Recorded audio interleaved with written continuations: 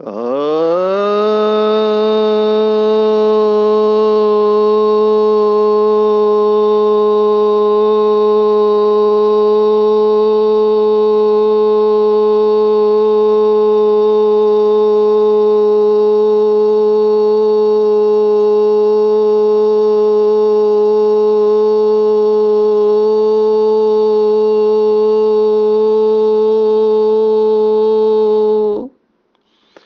शांति।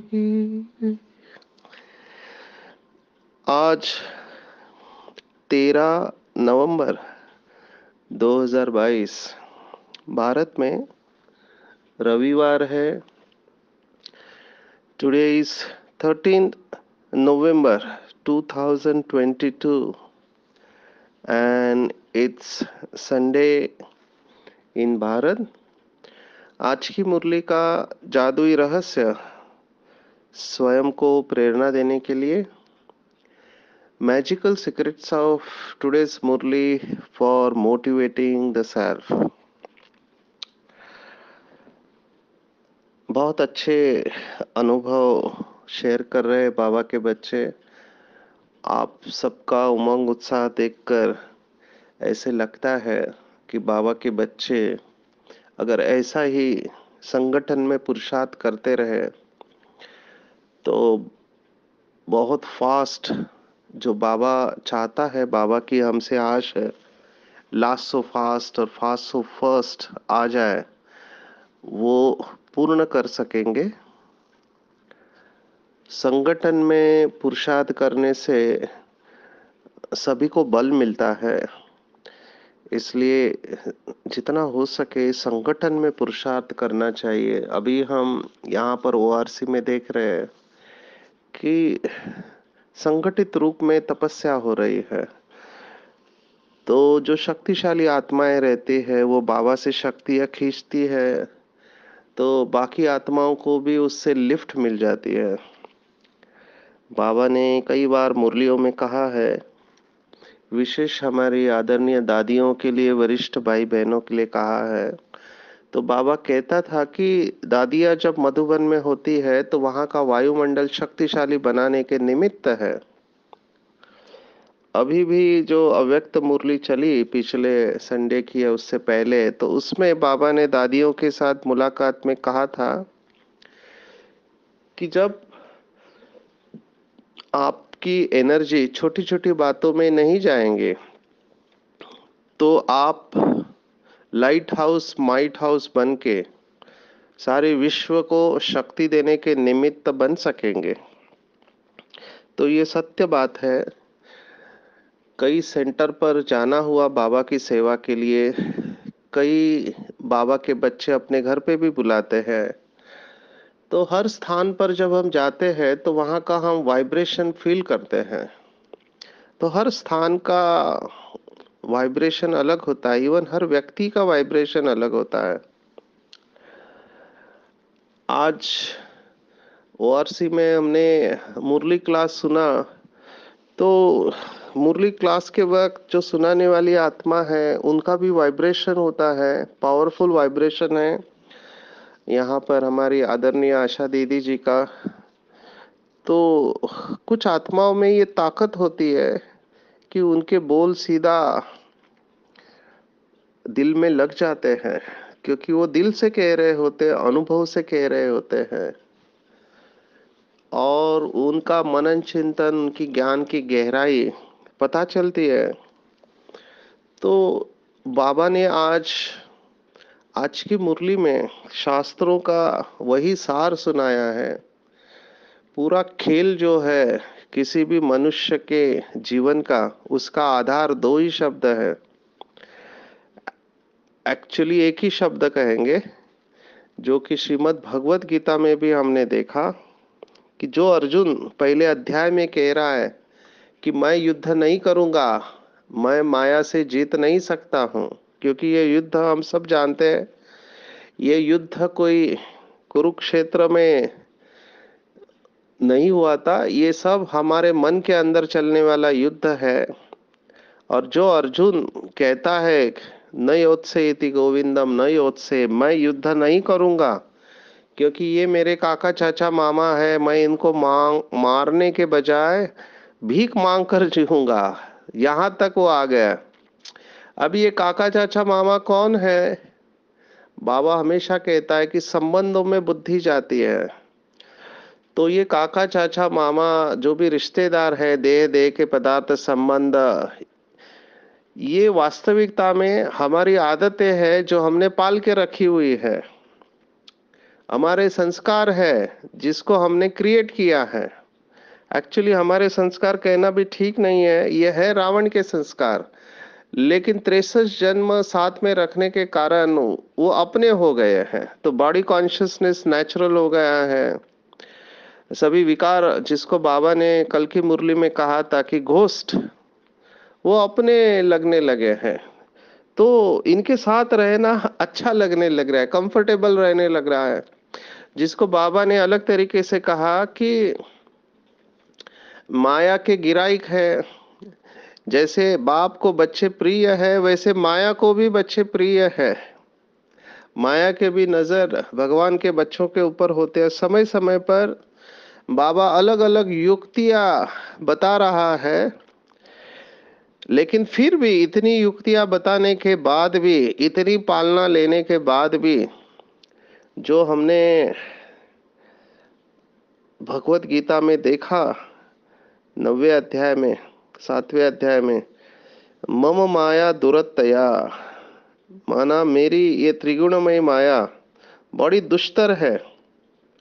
ये जो आया हुआ है, इसके पीछे का राज क्या है कि अच्छे अच्छे बाबा के बच्चे, जिसको बाबा पहले नंबर में रखता था, माला में रखता था, वो भी बाबा का हाथ छोड़कर चले गए। तो ये 7वें अध्याय में श्लोक हमने देखा, दैवी होशा गुणमयी मम माया दुरतया मामेव ये प्रपद्यन्ते माया मेताम तरन्ति ते।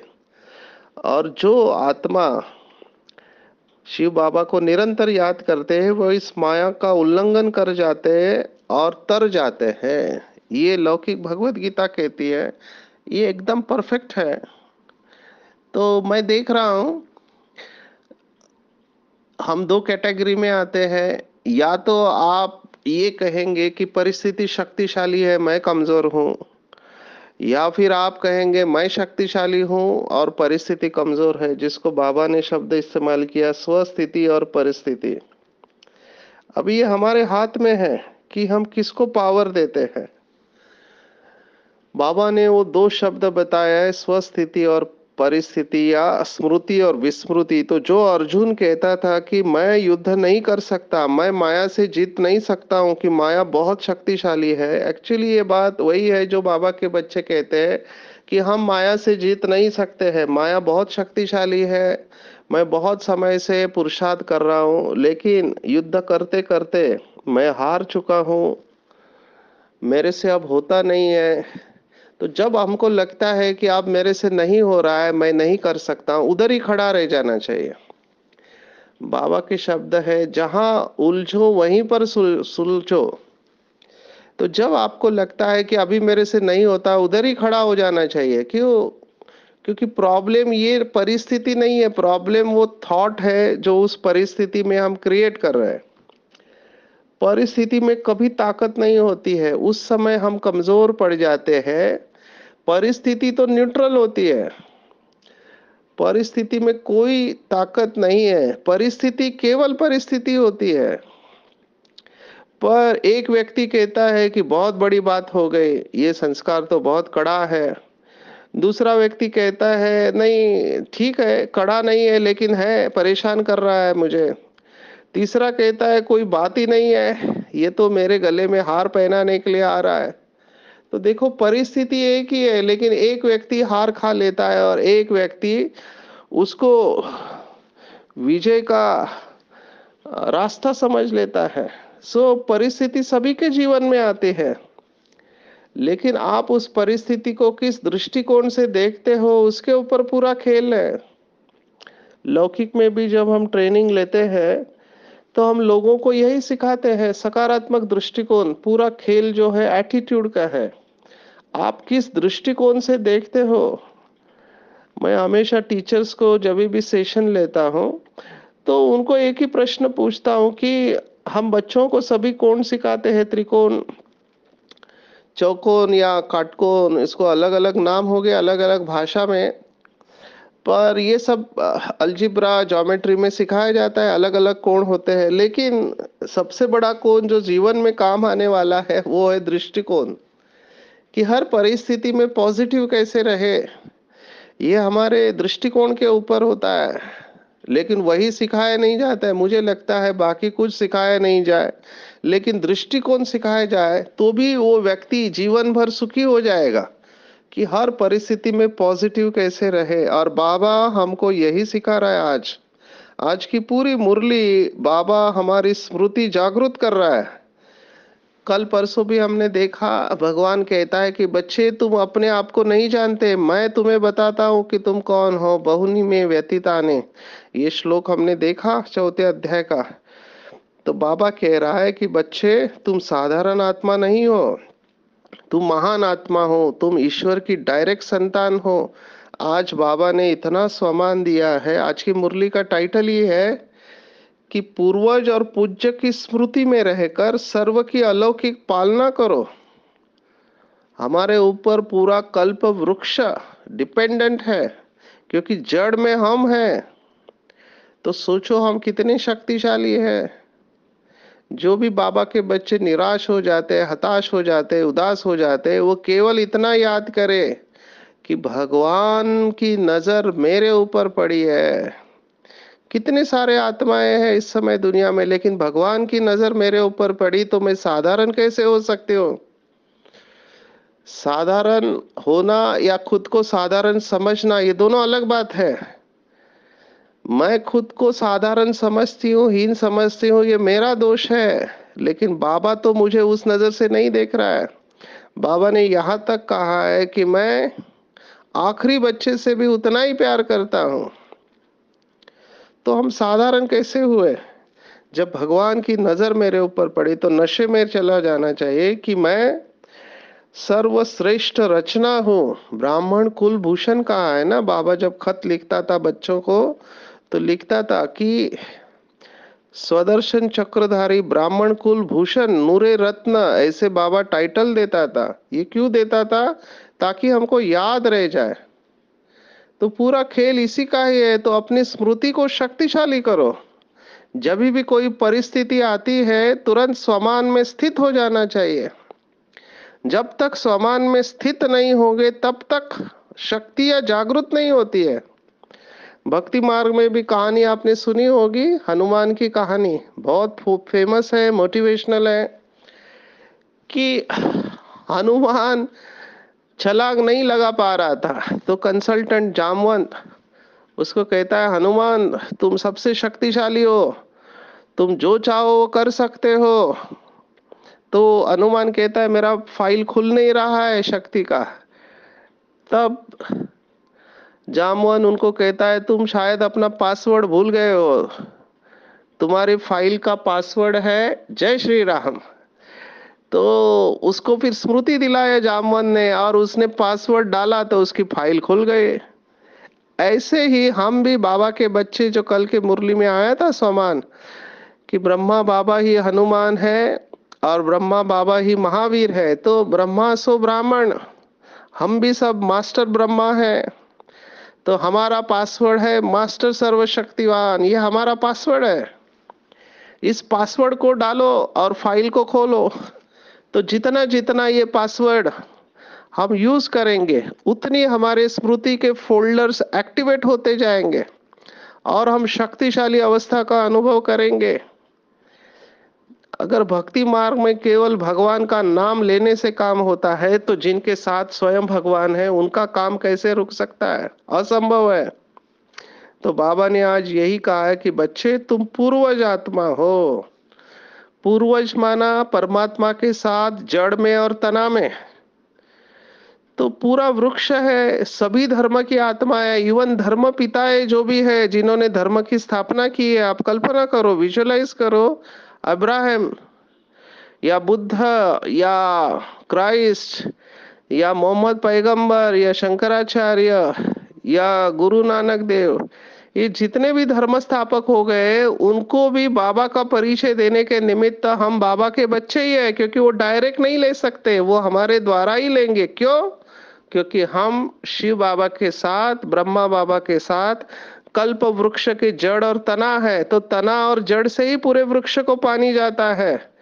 तो इतना नशे में चले जाना चाहिए कि हम ग्रेट ग्रेट ग्रैंडफादर के साथ मास्टर ग्रेट ग्रेट ब्रह्मा है या ग्रैंडफादर है, हमारे से इस पूरे विश्व की आत्माएं जुड़ी हुई है, भले लास्ट में आए कितने भी शक्तिशाली है, लेकिन लेते तो हमसे ही है। तो ऐसे बाबा के बच्चे साधारण नहीं हो सकते। कैसे साधारण हो सकते हैं?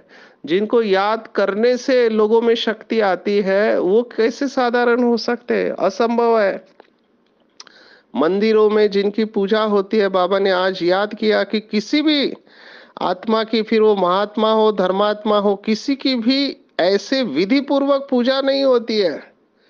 गायन होता है लेकिन पूजा नहीं होती है। तो गायन और पूजन योग्य बनने वाले हम बाबा के बच्चे बहुत महान आत्माएं हैं।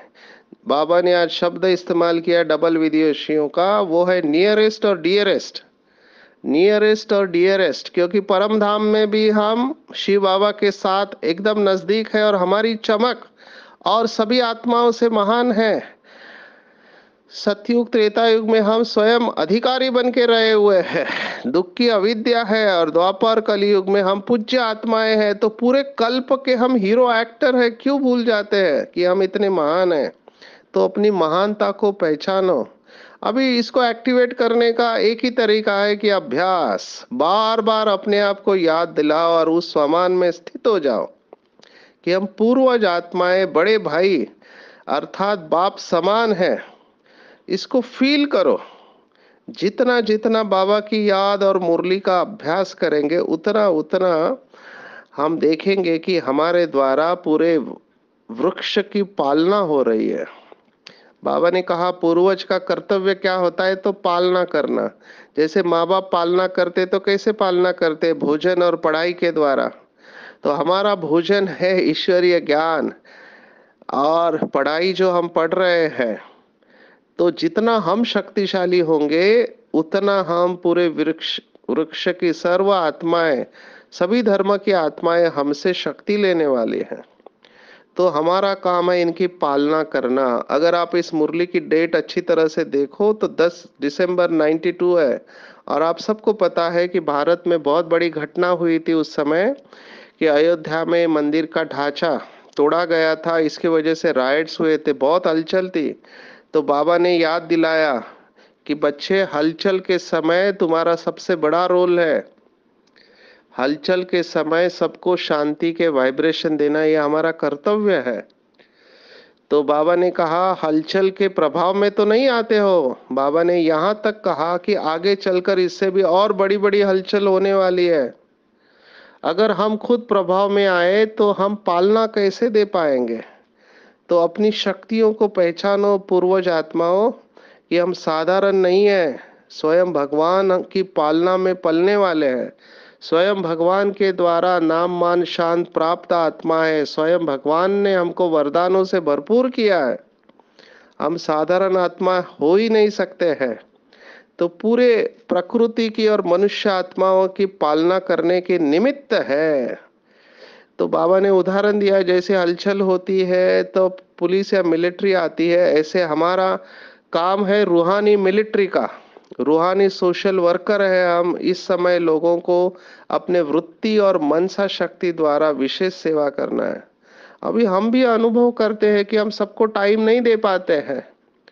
तो अभी केवल एक ही काम करेगा, वो है मनसा सेवा। बाबा ने बहुत बार मुरली में कहा है कि आप हर एक को पर्सनली मिल नहीं पाएंगे।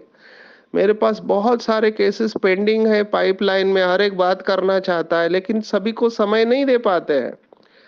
तो ऐसे समय पर हम मनसा सेवा ही करते हैं क्योंकि कितनी भी सांत्वना आप करो, वो आत्मा में जो दुख है वो ऐसे दूर नहीं होगा। उसको शक्ति चाहिए, क्योंकि शक्ति गवा चुके हैं। मेरे पास ज्यादातर पढ़े लिखे लोग आते हैं। अभी पढ़े लिखे लोगों को क्या समझाने का, उनको समझ है लेकिन शक्ति नहीं है। जिसको कहते हैं विल है बट पावर नहीं है। समझता है राइट क्या है रॉन्ग क्या है। अभी हम तो एडिक्शन में सेवा देते हैं, तो एडिक्शन में कितने सारे एडिक्शन माना केवल बीड़ी सिगरेट शराब नहीं। मेरे पास बहुत सारे एडिक्शंस आते हैं। काम विकार भी एक बहुत बड़ा एडिक्शन है। बाकी भी एडिक्शन है, मोबाइल एडिक्शन है, खाने का एडिक्शन है, रिलेशनशिप्स का एडिक्शन है। तो हम देख रहे हैं बेसिक फंडामेंटल है कि कंट्रोलिंग और रूलिंग पावर नहीं है, शक्ति की कमी है। उनको भी पता है कि ये गलत है, लेकिन रोक नहीं पा रहे हैं, क्योंकि अधीन हो गए हैं, कर्मेंद्रियों के अधीन है, अपने संस्कारों के अधीन हो गए। तो उनको शक्ति की जरूरत है। सभी दुनिया को इस समय शक्ति की जरूरत है। और जब तक ये अपने को आत्मा नहीं समझेंगे, आत्मा का अभ्यास नहीं करेंगे, तब तक शक्ति जागृत नहीं हो सकती। तो उनको दृष्टि देके, उनकी मनसा सेवा करके हमने देखा है कि बहुत सारी आत्माएं जब वो आत्मा का आत्मिक स्थिति में स्थित हो जाती है, तो उनको शक्ति मिलना चालू हो जाता है। और जब तक शक्ति जागृत नहीं होते, तब तक ये आदतें वगैरह परिवर्तन नहीं हो सकती। तो ये हमारा विशेष कर्तव्य है। इसको बहुत बढ़ाओ, बहुत अभ्यास करना पड़ेगा। क्योंकि लास्ट में बाबा ने कहा कि हलचल के समय बहुत आत्माएं दुखी हो जाएंगे। अभी हम ये दुख का अनुभव कर रहे हैं। बाबा ने तो एक मुरली में यहाँ तक कहा था कि बच्चे, आपको इन दुखी आत्माओं के दुखों की पुकार सुनाई नहीं देती, रहम दिल बनो, क्योंकि बाबा को ये सब आवाज सुनाई देती है। बहुत स्पीड बढ़ रहा है ड्रामा का। आत्माएं बहुत फास्ट जन्म लेके शरीर छोड़ रही है ना। गर्भ में ही शरीर छोड़ रहे हैं। पैदा हुआ बच्चा, मरा, फिर गर्भ में गया, ये सजा भुगत रही है आत्मा। और पति पत्नी परिवार में झगड़े ऐसे बढ़ते जा रहे हैं, भाई भाई एक दूसरे को मार रहा है। क्या क्या हो रहा है वो सब बातें मैं यहाँ बताना नहीं चाहता हूँ, लेकिन day by day situation tough होते जा रहा है, बीमारियां बढ़ते जा रही है। अभी तो ये वॉर के वजह से सभी को डर है कि आर्थिक अस्थिरता, महंगाई बढ़ते जा रही है। तो बहुत कठिन होने वाला है डे बाय डे। बाबा ने तो कहा लास्ट में खाने पीने के लिए भी बहुत मुशक्कत आने वाली है। तो अभी से अपने आप को ये डिपेंडेंसी के ऊपर से मुक्त करना है। नहीं तो ज्यादा खाने पीने की चीजें पहनने की और ये लाइफस्टाइल हम लास्ट में मेंटेन नहीं कर पाएंगे, और उस समय बहुत तकलीफ होगी। इसलिए ध्यान रखना है कि कम से कम चीजों के ऊपर डिपेंडेंसी हो। तो अपने आप को इससे मुक्त करना है, तो इसके ऊपर विशेष अटेंशन दे। बाबा ने आज और भी कहा है कि बच्चे, व्यर्थ के प्रभाव में नहीं आओ, परंतु अपना श्रेष्ठ प्रभाव डालो। जो हमने शुरुआत में देखा, जितना हम हल्के रहेंगे उतना हमारा प्रभाव परिस्थिति के ऊपर पड़ेगा।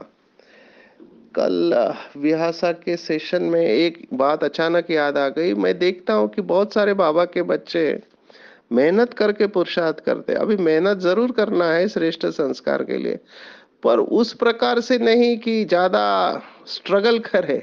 एक ऐसी स्टेज आती है कि आप बहुत हल्के होकर चलने लगते हो, जिसको लौकिक में लॉ ऑफ लीस्ट रेजिस्टेंस कहा गया, लीस्ट एफर्ट कहा गया। कि प्रकृति में अगर आप देखेंगे, मैं हमेशा ये बात कहता हूँ, प्रकृति में हवा बहती है, फूल खिलते हैं, नदी बहती है, सब कुछ इजीली होता है। प्रकृति में रेजिस्टेंस नहीं है। तो जब हम भी प्रकृति के अनुसार नेचुरल सोल कॉन्शियस स्टेज में आ जाएंगे, तब सब कुछ आसानी से होता रहेगा। अभी मैं देख रहा हूँ कुछ आत्माएं अनजानेपन में बोझ उठा लेते हैं। मुझे करना है, क्या करे, जिम्मेवारी है। रॉन्ग, गलत समझा है। जब भगवान कह रहा है कि बच्चे मैं तुम्हारा बोझ उठाने को तैयार हूं, तो आप क्यों करते हो? आप सिर्फ बाबा को सौंप दो। माना बाबा से बात करो कि बाबा ये सब आपका है, मैं निमित्त हूं।